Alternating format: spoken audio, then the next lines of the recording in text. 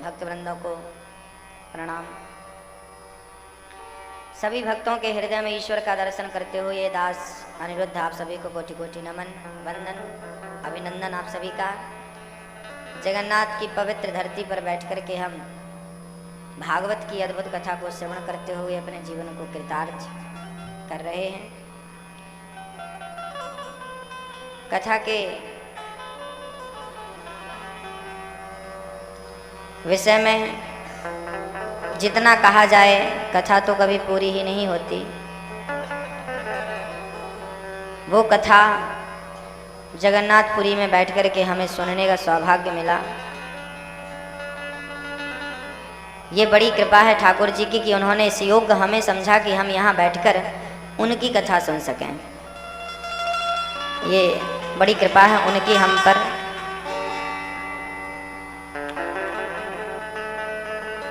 पूरा परिवार, पांडे परिवार इस कथा की गंगा में डुबकी लगाते हुए आप अपने जीवन को कृतार्थ कर रहे हैं। हरि इच्छा से ये कथा हम सभी को प्राप्त हुई है। कल हम सुन रहे थे कि धुंधकारी जैसा महान पापी भी जब इस कथा को सुनता है ना तो उसका उद्धार हो जाता है। कथा मोक्षदायिनी है। कथा का काम ही मोक्ष देना है, भटके हुए को सही मार्ग दिखाना, पतितों को पावन करना कथा का काम है। अच्छा, जगन्नाथ भगवान के चरणों में बैठे हैं। एक बात आपको स्मरण करा दूं, जगन्नाथ भगवान का दर्शन यदि कोई ना कर पाए तो कहते हैं जगन्नाथपुरी की जो ध्वजा है मंदिर की, उस ध्वजा को ही यदि आप देख लें तो एक जन्म के नहीं जन्म जन्म के पापों का नाश हो जाता है। जानते हैं मंदिर की ध्वजा का नाम क्या है? जगन्नाथ भगवान के मंदिर पे जो ध्वजा है उस ध्वजा का नाम है पतित पावन। ध्वजा का नाम ही पतित पावन। पतितों को जो पावन करे वो पतित पावन। इस कथा के परीक्षित बनकर भैया श्री सुभाष चंद्र पांडे जी, प्रेम कुमारी मैया, पूरा पांडे परिवार, देखिए कितना पुण्य किया होगा सुभाष जी ने, जिसके कारण इन्हें तीर्थ में बैठकर भागवत कथा सुनने का सौभाग्य मिला। और ये कलयुग के धाम है। जगन्नाथ भगवान तो कलयुग के धाम हैं। कलयुग के भक्तों के लिए विशेष रूप से भगवान यहाँ उपस्थित हैं, विराजमान हैं। जन्माद्यस्य यतोऽन्वयादितरतश्चार्थे सुभिज्ञः स्वराट् तेने ब्रह्महृदाययादिकवये मुह्यन्ति सूरयः तेजो वारिमृदां यथा विनिमयो यत्र त्रिसर्गो मृषा धाम्ना स्वेन सदा निरस्तकुहकं सत्यं परं धीमहि, सत्यं परं धीमहि। जन्म आदि यस्य जन्माद्यस्य, जिस परमात्मा के द्वारा सृष्टि उत्पन्न होती है, जिनके द्वारा पालन होता है, जिनके द्वारा संहार होता है, ऐसे परम पुरुष परमात्मा को हम नमस्कार करते हैं, प्रणाम करते हैं, जिसे सब लोग जानते हैं। चार्थे सुभिज्ञः स्वराट। भगवान को कौन नहीं जानता? वेद तो नेति नेति कहकर चुप हो जाते हैं। अच्छा, भगवान के बारे में कोई क्या कह सकता है? हम इतना ही कह सकते हैं ना कि भगवान पतित पावन है, भक्त वत्सल है, सब पर कृपा बरसा रहे, सृष्टि कर रहे हैं। हम तो इतनी, हमारी वाणी तो इतनी ही है ना, हम इतना ही कह सकते हैं। लेकिन परमात्मा हमारी वाणी से भी परे है। हमारी वाणी वहाँ तक पहुँच ही नहीं सकती जहाँ तक ईश्वर है। आप समुद्र देख लीजिए ना, आप समुद्र को जितना देखेंगे उतना दिखेगा, लेकिन जितना देख रहे हैं उतना नहीं है, वो उससे भी ज़्यादा है या नहीं? आप जाके आज देख लीजिएगा शाम को, जितना आप देखेंगे, क्योंकि आपकी आंखें जो है ना वो सीमित देख सकती हैं, उसका हिसाब है कि आप इतना ही देख सकते हैं, उससे ज़्यादा नहीं देख सकते। लेकिन सच कहें तो ईश्वर हमारी आंखों का भी विषय नहीं है। समुद्र थोड़ा सा दिख रहा है, आहा कितना बड़ा सागर है, देखो कितना बड़ा। जिसने पहली बार समुद्र देखा ना, इतना बड़ा, अरे पागल इतना बड़ा नहीं है, वो तुझे दिख रहा है, वो एक टुकड़ा दिख रहा है, वो तो बहुत बड़ा है, और पूरा तुम देख कहाँ सकते हो? ताकत कहाँ है ना आंखों में कि पूरा देख सके। तो ईश्वर ना शब्दों से जाना जा सकता है, ना बुद्धि से पहचाना जा सकता है, ना चक्षु से देखा जा सकता है। जो बिनु पग चलहि सुनहि बिनु काना, जो बिना पाँव के चलता हो, कौन है? जगन्नाथ भगवान के पाँव नहीं है, पता है आपको? इनके हाथ भी नहीं है, और बिनु पग चलहि, बिना पाँव के चलता। कर्माबाई की खिचड़ी यही तो खाने जाते थे, पाँव नहीं है तो कैसे जाते थे? तो बिनु पग चले, बिना पाँव के चल सकता है, ये सामर्थ्यता केवल उनके पास है। बिनु पग चले सुनहि बिनु काना, जगन्नाथ भगवान के कान भी नहीं है, पता है आपको? जगन्नाथ भगवान के कान भी नहीं है, लेकिन वो बिना कान के चींटी पाँव में घुंघरू बांध कर नाचे तो भी सुन लेता है। बिनु पग चलहि सुनहि बिनु काना, कर बिनु कर्म, हाथ नहीं है पर काम पूरा कर रहे हैं। जगत के नाथ हैं, हाथ नहीं है, आधे आधे हाथ नहीं है फिर भी काम पूरा। जिनके हाथ नहीं है वो हाथ दे देता है। आपको पता है जब चैतन्य महाप्रभु जब अपार प्रेम उमड़ा उनका, तो चैतन्य महाप्रभु के 4 हाथ प्रकट हो गए थे। 2 तो थे, 2 हाथ और प्रकट हो गए थे। तो जिनके हाथ नहीं है वो हाथ देने की सामर्थ्यता बराबर रखता है। तो बिनु पग चलहि सुनहि बिनु काना, कर बिनु कर्म करहि विधि नाना। बिना हाथ के नाना प्रकार, एक कर्म नहीं, 2 कर्म नहीं, नाना प्रकार के कर्म सब कुछ करते हैं। वो भगवान जो 4 थे सुभिज्ञ स्वराट, सब कुछ जानता है। और स्वराट, भगवान जगन्नाथ की आंखें देखी कि नहीं आपने?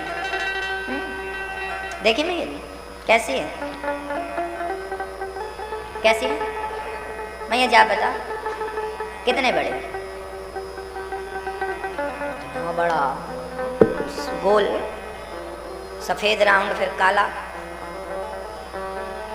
2 आंखें जगन्नाथ भगवान की, 2 आंखें। एक आंख चंद्रमा है और दूसरी आंख सूर्य है। सूर्य और चंद्रमा ही भगवान के चक्षु हैं, नेत्र हैं। स्वानैव राजते इति स्वराट। सूर्य और चंद्रमा भगवान को प्रकाशित नहीं करते, बल्कि भगवान उन्हें प्रकाशित करते। तेने ब्रह्म हृदय आदि कवये मुह्यन्ति यत् सूर्या। जिस परमात्मा की, जिस भगवान की भगवत्ता को ना कोई कवि लिख पाया, ना ब्रह्मा जी गा पाए। ब्रह्मा जी भी मोहित हो गए जब भगवान गाय चरा रहे थे, बछड़े चरा रहे थे। यमुना के तट पे बाल लीलाएं हैं कृष्ण जी की, चरा रहे हैं, बछड़े चर रहे हैं। तभी भगवान बोले आओ हम दही भात खाते हैं।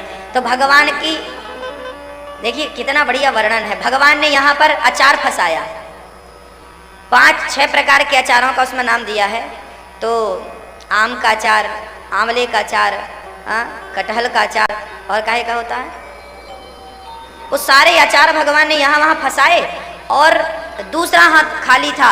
ये तो मंगल से कह रहे, मंगल जरा वो दही चावल जरा उठाना। हाँ ला ला, खोल लिया मुंह और मंगल खिला रहा, खुद के हाथ में दही चावल के साथ अचार चाटते जा रहे हैं, कभी इसका फिर कभी इसका फिर कभी इसका, और चाटते जा रहे हैं, खाते जा रहे हैं। भगवान सारे ब्रजवासियों के साथ खा पी रहे थे।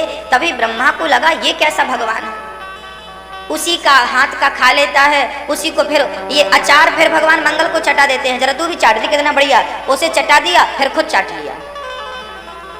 ब्रह्मा जी बोले राम राम, ये कैसा भगवान है, ये भगवान हो नहीं सकता, मैं परीक्षा लेकर देख लूं। तो ब्रह्मा जी भगवान के बछड़े चर रहे थे, तो ब्रह्मा जी उन बछड़ों को लेकर चले गए, अंतर्धान हो गए, अपने लोक में सुला दिया एक खास जगह पे सो। अब देखना भागवत में क्या लिखा है।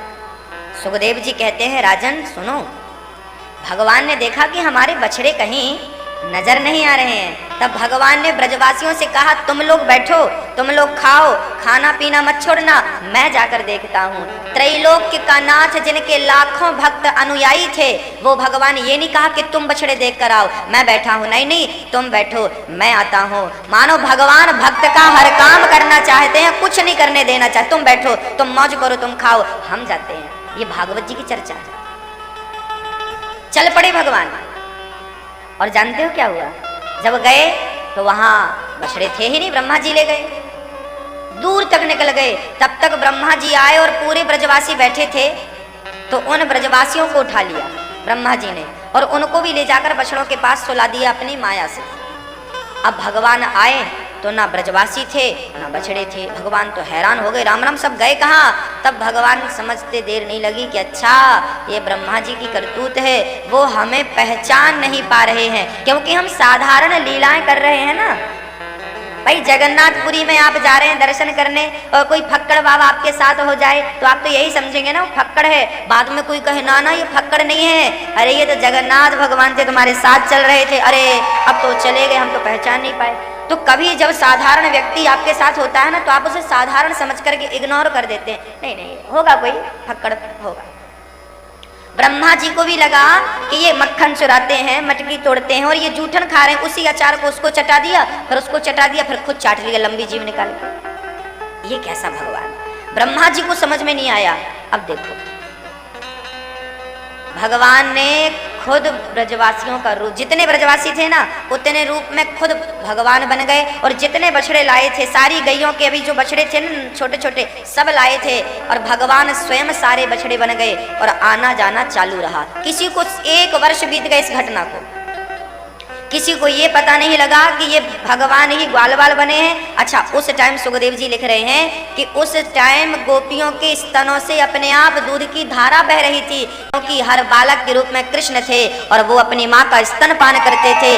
वो गोपी जिनके वो बच्चे थे, उन्होंने जब यशोदा कन्हैया को दूध पिलाती ना, तो वो दूर से खड़ी होकर टुकुर टुकुर देखा करती कि देखो क्या कृष्ण कभी हमारी गोद में बैठेगा, क्या कृष्ण कभी हमारा दूध पिएगा, क्या कृष्ण कभी हमें ऐसा लाड़ लड़ाएगा, प्यार करेगा। तब भगवान ने छोटी सी रूप में बोल दिया था, हाँ मैं तुम्हारा भी बेटा बनूंगा और तुम्हारा भी पुत्र बनकर, जैसे मैं अपनी माँ यशोदा को लुटा रहा हूँ ना प्यार, ऐसे तुम सबको लुटाऊंगा, ये मेरा वादा है।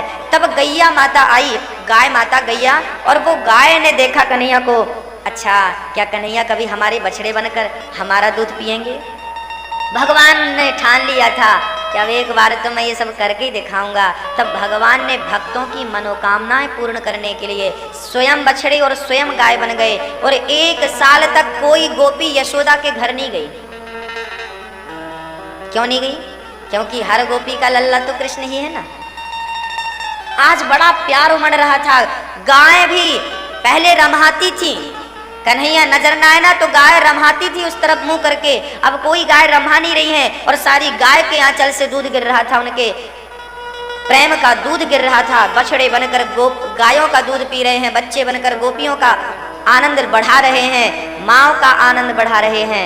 भगवान एक का नहीं भक्तों, हर भक्त का ख्याल रखते हैं, हर भक्त का ख्याल रखते हैं। जो जिस भाव से भगवान को भजले वो इच्छाएं मनोकामनाएं पूर्ण करने भगवान आते हैं। ब्रह्मा जी चले गए, बाद में 1 साल बाद आए। ब्रह्मा जी गए और आए, इतने में उनका 1 साल बीत गया। देखा तो यहाँ लीला ज्यों की त्यों चालू। ब्रह्मा जी को लगा हमने गलत आदमी से पंगा ले लिया। अब ब्रह्मा जी जब आए क्षमा कर मांगने लगे, प्रभु हमें से गलती हो गई, नौ में जते प्रभु से तटिदम्बर आया, हमें क्षमा कर दो प्रभु, आप भगवान हैं, हमने तो आपको ये अचार वचार खाते देखा तो हमें बुद्धि भ्रमित हो गई कि आप कैसे भगवान हो। हाँ कभी कभी हो जाता है, कोई बहुत सरल हो जाए ना, कोई बहुत सीधा हो जाए तो लोग उसे ऐसे ही मान लेते हैं, ऐसे ही कभी कभी किसी की सरलता को व्यक्ति गलत अंदाज में लेता है, गलत भाव में लेता है। नहीं नहीं, उसे सरल ही सरलता का स्वभाव है, वो सरल रहना चाहता है, सरल रहना चाहता है, उसे सरल रहने दो। हाँ, उस सरल रूप में ही उसे पहचानने की कोशिश करो कि आप उसे उसी रूप में पहचान पाए। भक्तों, भगवान ने ब्रह्मा जी से बात नहीं करी। देखिए, ब्रह्मा है, बात नहीं करी। तुमने हमारे भक्तों को हमसे दूर किया, बात नहीं करेंगे। जब ब्रह्मा जी गए अपने लोक में, तब भगवान ने कहा तुमने हमारा कुछ किया, अब हम तुम्हारा करते। तब भगवान स्वयं ब्रह्मा बन के ब्रह्मलोक में चले गए और अपने द्वारपालों से बोल दिया, सुनो आजकल नकली ब्रह्मा बहुत घूम रहे हैं, आने मत देना। भगवान जाकर ब्रह्मा बन गए और जब ब्रह्मा जी अपने लोक में गए तो द्वारपालों ने डंडे ठोके, बुड्ढे कहाँ जा रहे हो, चलो बाहर। अरे पागल, अपने ब्रह्मा से, अपने मालिक से ऐसे बात करते हो। द्वारपाल बोले, सुनो तुम्हारे जैसे बहुत घूम रहे हैं, हमारे ब्रह्मा तो अंदर बैठे हैं, तुम नकली वाले हो। अब ब्रह्मा बोले, भगवान मैं नकली तो फिर असली कौन? ब्रह्मा जी ने दूर से देखा तो भगवान नारायण ही ब्रह्मा बनकर बैठे। समझ गए कि हमने इनसे पंगा लिया है, अब तो हमारी छुट्टी। चरणों में दूर से ही, प्रभु क्षमा करो, हमने आपकी परीक्षा ली, आपसे आपका अपराध हो गया, हमें क्षमा करो, दास को क्षमा करो। तब फिर ब्रह्मा जी को भगवान ने क्षमा किया। अर्थ क्या है? अर्थ ये है कि तेने ब्रह्म हृदय आदि कवये मुह्यन्ति यत्सूर्यः। ये एक लाइन का अर्थ है। जिस परमात्मा को ब्रह्मा ना जान पाए, अर्थ ये है कि जिस परमात्मा को ब्रह्मा ना जान पाए, उसे आप और हम क्या जानेंगे? तो हमें जानना नहीं है, हमें तो उनका अनुग्रह प्राप्त करना है। ईश्वर के प्रति जिसको, ईश्वर पर जिसको संदेह हो, वो जानने की कोशिश करे, ये और वो। हमें संदेह नहीं है तो हम तो उससे आगे वाला पाठ पढ़ेंगे ना। जिसको संदेह है पहले वो संदेह क्लियर करे, और जिसके संदेह क्लियर हो गए हैं फिर वो क्या करे? बोले वो भगवान से प्रेम करना प्रारंभ कर दे। और प्रेम ही परमात्मा का द्वार है, प्रेम ही एक वो द्वार है जिस द्वार से प्रेमियों को ऐसी एंट्री मिलती है कि भगवान उनको सहज में सुलभ हो जाते हैं।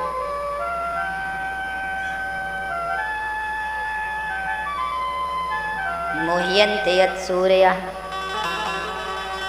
तेजो वारि मृदां यथा विनिमयो यत्र त्रिसर्गो मृषा धाम्ना स्वेन सदा निरस्तकुहकम्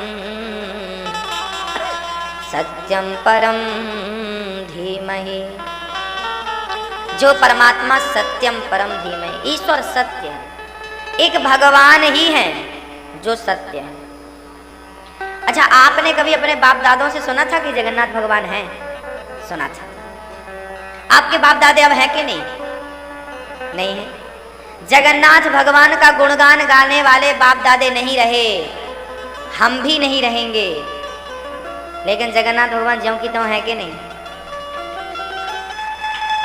तो सत्य हम नहीं है, सत्य तो वही है जो तब भी थे जब हमारे बाप दादे नहीं थे, तब भी थे, आज भी हैं और आगे भी रहेंगे। जगन्नाथ भगवान ही सत्य है। ईश्वर ब्रह्म सत्यम जगन मिथ्या। धर्मः प्रोज्झित कैतवोऽत्र परमो निर्मत्सराणां सतां वेद्यं वास्तवमत्र वस्तु शिवदं तापत्रयोन्मूलनम्। धर्मः प्रोज्झित कैतवोऽत्र परमो निर्मत्सराणां सतां। धर्म किसे कहते हैं? धर्म की मूल परिभाषा क्या है? जिसके अंदर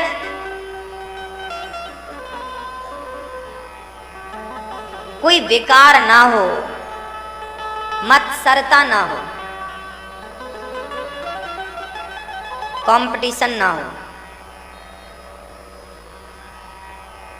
वो है धर्म। वो जो कहे जहां चले वही धर्म है। धर्म की परिभाषा ना सतयुग में बदलती है न त्रेता में बदलती है, न द्वापर में बदलती है, न कलयुग में बदलती। धर्म ही एक ऐसा है जिसका ना स्वरूप बदलता है, ना परिभाषा बदलती है। और सच कहें तो भगवान जगन्नाथ धर्म का स्वरूप है।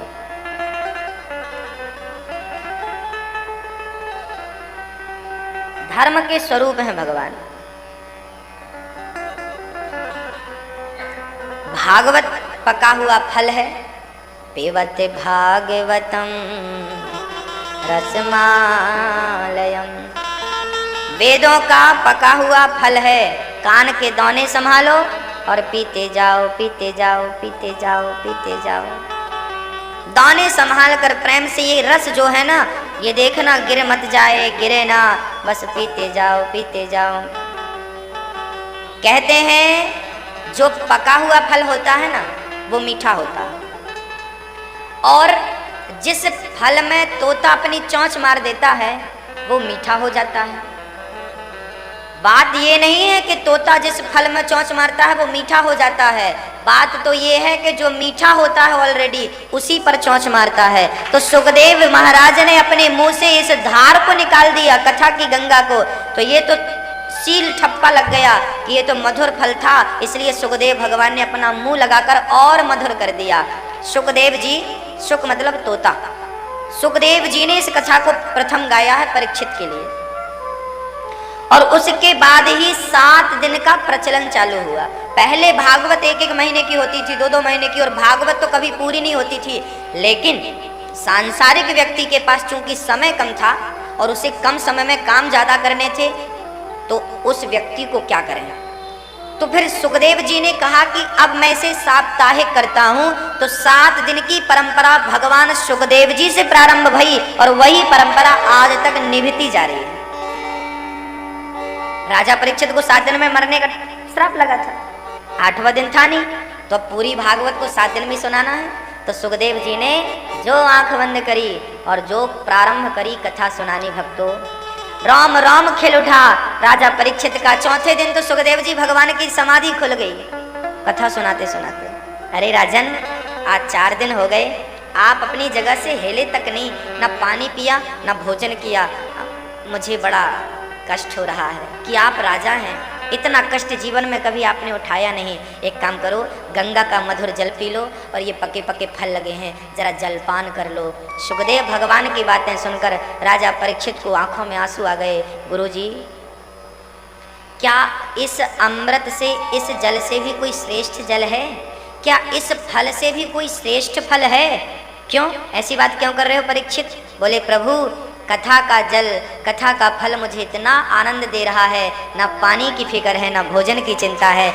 इसी से पानी की पूर्ति हो रही है, इसी से भोजन की पूर्ति हो रही है। परीक्षित ऐसे वक्त श्रोता थे, प्रथम श्रोता। 7 दिन तक एक आसन पर बैठ के कथा सुनी और 24 घंटे कथा सुनी। रात को भी कथा, 7 दिन तक कंटिन्यू कथा चली थी। ऐसा नहीं कि रात को विराम हो गई, थोड़ा कीर्तन होता, थोड़ी कथा होती, कीर्तन कथा, कीर्तन कथा, कीर्तन कथा। उस प्रकार के अब ना श्रोता रह गए ना उस प्रकार के वक्ता रह गए। तो फिर क्या हुआ? बोले कथा आज भी पूरी हो सकती है, लेकिन कथा क्या है? यदि हम कथा सुनाने लगे ना तो आप उठ के चले जाओगे। इसकी एक घटना सुना देता हूँ। एक बहुत बड़े राजा थे। उन राजा ने अपने गुरुजी से, बहुत बड़े संत थे, चर्चा तो ये मिलती है कि ये बात संत नामदेव जी की है। तो एक बार किसी ने अपने गुरुजी से जिज्ञासा रखी, राजा ने, गुरुजी हमें कथा सुनाओ, और ऐसी कथा सुनाओ जो सिर्फ कथा हो, जिससे भगवान की प्राप्ति हो जाए, ऐसी कथा सुनाओ। ठीक है, आओ। लो भैया, श्रोता आए, बड़ी दूर दूर से, लंबी लाखों की भीड़ लग गई, आसन लगाई गई और गुरुजी ने कथा सुनानी प्रारंभ करी। गुरुजी की कथा चालू। कथा क्या? प्रेम से कीर्तन कर रहे हैं, हरे राम राम राम हरे हरे, हरे कृष्णा कृष्णा कृष्णा हरे हरे। जो गुरुजी ने यहाँ से कथा शुरू करी, हरे राम राम राम हरे हरे, हरे कृष्णा कृष्णा कृष्णा हरे हरे, जो यहाँ से कथा शुरू हुई, स्टार्ट हो गई, हरे राम राम राम हरे हरे, हरे कृष्णा कृष्णा कृष्णा हरे हरे। और जो गुरुजी पहले तो बैठे थे, हरे राम राम राम हरे हरे, हरे कृष्णा कृष्णा कृष्णा, फिर गुरुजी खड़े हो गए। अब खड़े भए तो श्रोताओं को लगा शायद खड़े होकर सुनने वाली कथा हो, श्रोता भी खड़े हो गए। फिर गुरुजी हरे राम राम, उनकी आंखें बंद, श्रोताओं ने भी आंखें खोली, गुरुजी क्या कर रहे, फिर आंखें हरे राम राम राम हरे हरे। फिर गुरुजी थोड़ी देर बाद नाचने लगे, हरे राम राम, श्रोता भी नाचने लगे, हरे राम राम हरे हरे। अब भैया सवेरे से शाम हो गई, श्रोता नाचते नाचते थक गए, उनको लगा हो सकता है गुरुजी का मंगलाचरण चल रहा है, कल कथा सुनाएंगे, चलो भैया। गुरुजी तो हरे राम में लगे रहे, सारे भगत चले गए। 4 लोग बैठे थे, और वो भी कौन, जिनका टेंट था, टेंट वाले। उनको लगा कि अब टेंट वेंट समेट और जाओ, इनकी तो यही कथा है। तो टेंट वाले ने क्या किया, ये जो बिछात बिछी थी ना, तो संत जी नाचते नाचते उस तरफ जावे तो वो इस तरफ की समेट ले गए, फिर वो नाचते नाचते इस तरफ आवे तो इस तरफ की समेट ले गए, और ऐसे करते करते सारे लोग चले गए। वहां पर वो चिमनी लेकर कोई खड़ा था, लालटेन लेकर, वो खड़ा रहा। कब तक खड़ा रहा, बोले जब तक उसकी चादर वादर नहीं समेट गई। तब गुरुजी ने आंख खोली तो देखा कि 2 लोग बैठे थे, एक लालटेन लिया था, एक चादर समेट रहा था। गुरुजी बोले अच्छा ये श्रोता है, ये मेरी कथा पूरी सुन के जाएंगे। फिर आंख बंद, हरे राम राम राम हरे, हरे कृष्णा कृष्णा कृष्णा हरे हरे।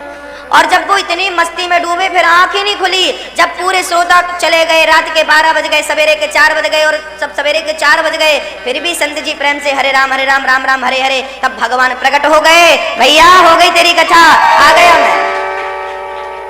आंख खोली, प्रभु सबको दर्शन दो। हाँ आप आ गए, हमसे कहा था श्रोताओं ने गुरुजी कथा ऐसी सुनाना भगवान मिल जाए, आप आ गए, दर्शन दो। भगवान बोले आ तो गया, पर दर्शन करने वालों का पता नहीं है कहाँ है वो। असली कथा ये है, संकीर्तन ही सबसे बड़ी कथा है, भगवन चर्चा ही सबसे बड़ी कथा है।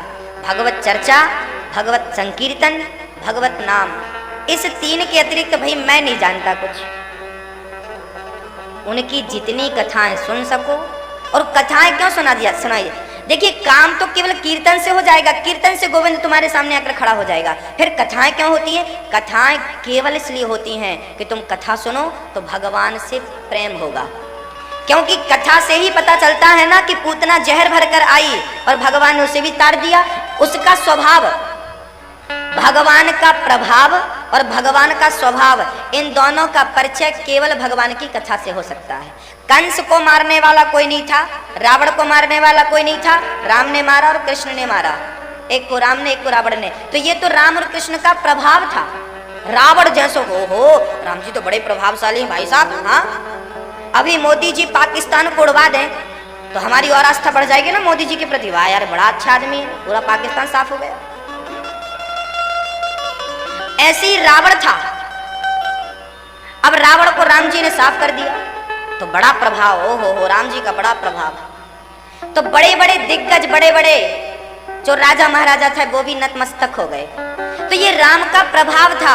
प्रभाव तो देख लिया कि रावण को मार दिया, प्रभाव तो देख लिया कि लंका में आग लगा दी हनुमान जी ने। अब स्वभाव देखिए, स्वभाव कैसा है। बोले शबरी खड़ी थी और जूठे बेर दे दिए, तो भगवान ने ये नहीं कहा कि मैं क्षत्रियों में जूठा नहीं खाऊंगा, ना प्रेम से दिया है, प्रसाद समझकर खाऊंगा, ये उनका स्वभाव है। तो प्रभाव भी कथा से पता चलता है और स्वभाव भी कथा से पता चलता है। तो भगवान के प्रभाव और स्वभाव को जानने के लिए कथा होती है, भगवान को पाने के लिए तो कीर्तन ही पर्याप्त है। भगवान को प्राप्त करने के लिए कीर्तन बहुत है। हाँ हमारी श्रद्धाएं बढ़े, हमारा प्रेम बढ़े, हमारा लगाव बढ़े, इसलिए कथाएं हैं। जगन्नाथ भगवान की महिमा जब तक आपको पता नहीं रहेगी ना, तब तक दर्शन में आनंद नहीं आएगा। और पता रहेगा, आहा बड़े भाव से आप दर्शन करेंगे तो भगवान के बारे में जानकारी कथा देती है। ईश्वर ऐसा है, ईश्वर ऐसा है, ईश्वर ऐसा है। तो पाना हो तो क्या करना होगा, क्या करना होगा? भगवान को पाना हो तो क्या करना होगा? कलयुग केवल नाम आधारा। ये नोट कर लो, यहाँ माथे पे लिख लो कि नाम ही भगवान तक पहुंचने का एकमात्र साधन है, दूसरा कोई साधन ही नहीं। इसलिए हमें अधिक से अधिक क्या करना चाहिए? संकीर्तन। 50 वर्ष के हुए तब धर्म कुछ और था, 50 से जब 75 पे जाएंगे उम्र में, 75 वर्ष की उम्र में, तब धर्म कुछ और होगा, और 75 से जब 100 पे जाएंगे तब धर्म कुछ और होगा। सौनक जी कहते हैं हमारा धर्म क्या है, हमें समझा दीजिए। सूत जी कहते हैं कि वैसे तो मनुष्य का धर्म क्या है मैं वो समझाता हूँ, क्योंकि इस पर सब आ जाएंगे। मनुष्य का धर्म क्या है? मनुष्य का धर्म है भगवान का चिंतन करना। देखिए, गीता में भगवान ने धर्म की 2 परिभाषाएं बताई। गीता में भगवान का पहला श्लोक है 2 अध्याय का। भगवान श्री कृष्ण कहते हैं कर्मण्येवाधिकारस्ते मा फलेषु कदाचन। अर्जुन, कर्म करो, कर्मण्येवाधिकारस्ते, कर्म करो, कर्म करते रहो, फल की इच्छा बिल्कुल मत रखो। परिवार की सेवा करो, माँ बाप की सेवा करो, पैसे कमाओ और उसका सदुपयोग करो, कर्म करो, पैसे कमाओ, मौज करो। उसके बाद जब 18वें अध्याय में बात भगवान की पूरी होने लगी, अब इसके बाद गीता का ज्ञान पूरा हो रहा है, उसके बाद भगवान ने गीता के 18वें अध्याय के 66वें 66वें श्लोक पे भगवान ने कहा है कि सर्वधर्मान् परित्यज्य मामेकं शरणं व्रज अहम त्वा सर्व पापेभ्यो मोक्षयिष्यामि मा शुचः। अर्जुन, सारे धर्मों को छोड़ दे। देखिए, धर्म, सर्वधर्मान, सारे धर्मों को छोड़ दो। अब बताइए, पहले तो कह रहे हैं धर्म करो, धर्म करना अच्छी बात है, धर्म करना अच्छी बात है, धर्म तो सबको करना चाहिए। फिर भगवान खुद छुड़ा रहे हैं, सुनो, अब छोड़ो सब। भाई 80 साल का आदमी जिसके घर में सब कुछ है, दाल है, रोटी है, कपड़े हैं, मकान है, कोठी है, वो आदमी अब बताओ इस उम्र में, 80 साल की उम्र में पैसे गिने और पैसे का लेन देन करे, तो क्या इस उम्र का ये धर्म है? बताइए। ये धर्म तो 40 साल के आदमी का है, लेन देन करना, पैसे का हिसाब रखना, दुकान चलाना, पैसे कमाना, 40 साल तक, 50 साल तक, 55 साल तक ठीक। अब तुम 60 साल के हो गए, सिर विर हिलने लगा, फिर भी तुम पैसे गिनते जा रहे हो ना, ये तुम्हारा धर्म नहीं है। अब तुम्हारा धर्म क्या है? अब तुम्हारा धर्म है माला उठाओ, किसी तीर्थ पे जाओ और वहीं बैठ के प्रेम से भगवान नाम जपो, भगवान का नाम लेते लेते, भगवान के श्री चरणों में मन लगाते लगाते अपने शरीर की जीवन लीला परिपूर्ण कर दो। ये आपका सर्वधर्मान परित्यज्य, छोड़ो। बच्चे लात मार के घर से निकालेंगे तभी निकलोगे क्या? क्योंकि बुढ़ापे में ना हालत ठीक नहीं होती। अच्छा, जगन्नाथपुरी का एक बात तो बढ़िया है, यहाँ ना खाने की टेंशन नहीं है। अब कई बूढ़ों से हम कहते हैं भैया चलो भगवान के दरबार, महाराज जी जाएंगे तो खाएंगे कहाँ? जगन्नाथपुरी में भात खाओ और साहब इतना बढ़िया प्रसाद है कि एक बार खा लो ना तो इतना बढ़िया पेट भर जाता है, थोड़े से पर भूख ही नहीं लगती ज़्यादा। यहाँ तो ऐसे ऐसे संत हैं जो यहाँ का ही, भगवान का ही जूठन खा के और भगवान की सेवा में लगे हुए हैं। एक बार खाते हैं बस 24 घंटे में और भगवत चिंतन चलता रहता। ये इस उम्र की सार्थकता। अब देखो बुढ़ापा आ गया है सब, अब बीच में मत रहो, अब किनारा पकड़ लो। बीच समुद्र में कोई डूबे तो बचे की उम्मीद कम है, पर किनारे डूबे तो कोई भी हाथ पकड़ के खींच ले कि भाई साहब मत डूबो, आओ। तो किनारे मरोगे तो ठाकुर जी भगवान ही पकड़ लेंगे, चल तू मेरी चरणों में जिंदगी गुजारा, अब तुझे मैं पकड़ते और पार लगा देता हूँ, मैं स्वयं अपने धाम बुला लेता हूँ। और संसार में मरोगे बीचों बीच, तो भगवान तो किनारे है ना। अच्छा, भगवान के चारों धाम किनारे हैं, देखो आप कितनी विलक्षण बात है। चारों धाम किनारे क्यों है? बीच में मरोगे तो फिर मरोगे, फिर वहां कोई उपाय नहीं है। किनारे मरोगे तो कोई ना कोई हाथ पकड़ ही लेगा। देखो, एक किनारा है उत्तर, जहां कौन बैठे हैं? बद्रीनाथ किनारे है ना, कोना है भारत का, वहां से भारत खत्म। एक कोना है दक्षिण रामेश्वरम, एक कोना है ये मैप पे देखो, यहां से खत्म भारत, जगन्नाथपुरी पूरब में, और पश्चिम में बैठे हमारे भगवान श्री द्वारिका, वो भी कोना है, किनारा है। मानो भगवान कहते हैं कि तुम किनारे में रहो, कोने में रहो, कोने में, किनारे बीचों बीच नहीं, किनारे।